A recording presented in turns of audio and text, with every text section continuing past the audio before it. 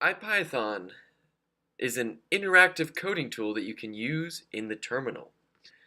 To get Anaconda on your computer, go to the website I have linked in the description. You can install it for Windows, Mac, or Linux. To start IPython, simply type IPython in your terminal with no need to be in a specific folder. IPython can help you know how certain functions work. For example, if we want to know about sets, we type set period then tab and it will show us a list of all the functions a set can do.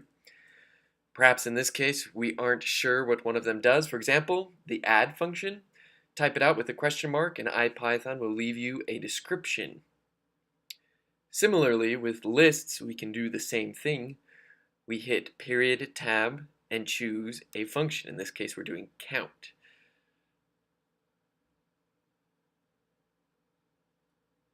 You can also test code in Python. For example, here I am making a simple for loop and showing you how to run that code in IPython. So we're simply just going to print out I, and there you have it. It looks great. Furthermore, you can import different packages and use them in your IPython testing and exploring. For example, let's import NumPy. Just as before, we can type period then tab to see a list of the abilities this package has. As you can see, this is a much longer list. So let's look at the description for np.block. You'll notice it covers a lot more detail. It lays out parameters, what this returns, the errors it raises, and even gives other functions for you to check out right here. It also gives some examples of what this may look like when you use it.